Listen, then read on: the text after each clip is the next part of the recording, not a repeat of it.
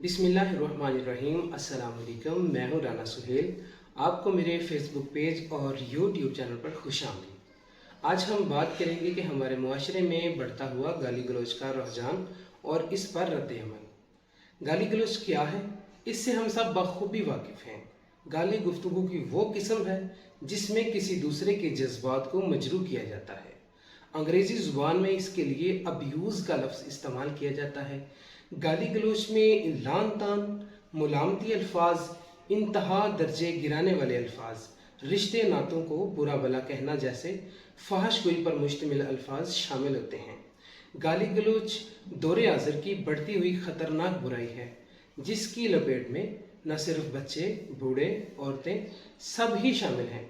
चाहे वो जिस भी शोबा से मुंसलिक हों, गाली उसकी ज़ुबान पर मौजूद ही रहती है।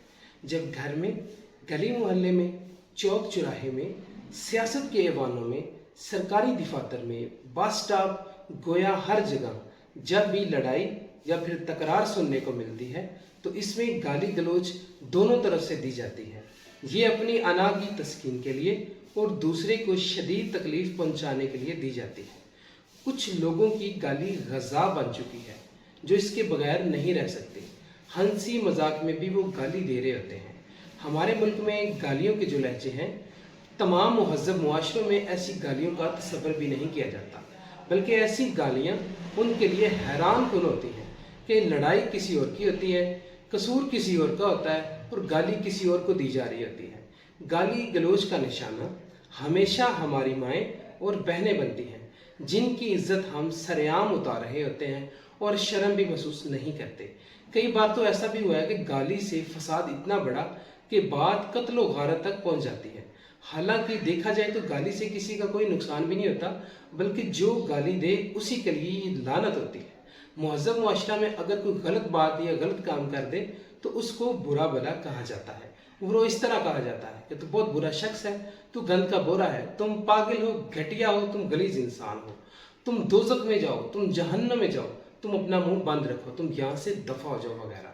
लेकिन हमारे यहाँ तो छूटते ही गालियों का आगाज कर देते हैं। अगर बच्चों की बात की जाए, बच्चे फूल की तरह नाजुक होते हैं।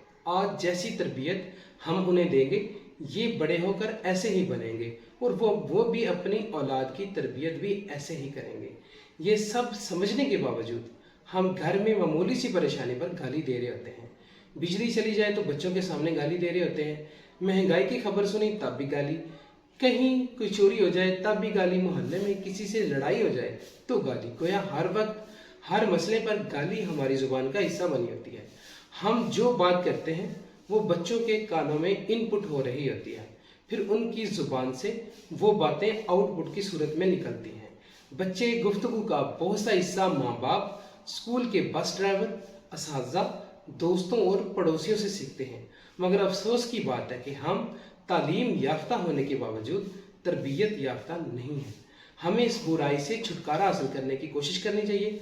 खुद ये आदत छोड़ें और अपने कुर्ब जवार में और अपने अजीज़ो अकारब में गाली जैसी बुराई के खात्मे की तहरीक का आगाज़ करें। इससे हम गालियों के साथ जुड़ी हुई कई बुराइयों और कई खौफनाक लड़ाइयों से खुद को महफूज कर सकते हैं। आमतौर पर यह कहा जाता है कि गुफ्तगू और बहस में जब दलील ख़त्म हो जाती है तो वहाँ से गाली शुरू हो जाती है।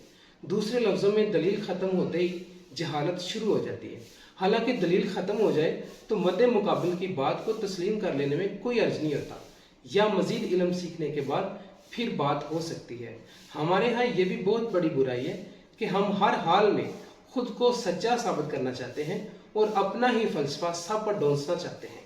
अपनी गलती तस्लीम कर लेने के बजाय तलखी पर उतर आते हैं और फिर गाली। हमें अपनी इस्लाह करनी चाहिए और अपनी बुरी आदत से निजात हासिल करने की कोशिश करनी चाहिए ताकि हमारा मुआशरा साफ सुथरा और खूबसूरत हो। तो फिर आज से मेरे कितने दोस्त इस बुराई से निजात हासिल करना चाहेंगे?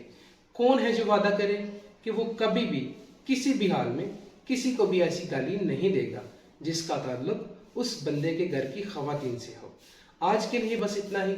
इंशाल्लाह जल्द मिलते हैं एक नई वीडियो के साथ। उम्मीद है कि आज की वीडियो आपको बहुत पसंद आई होगी।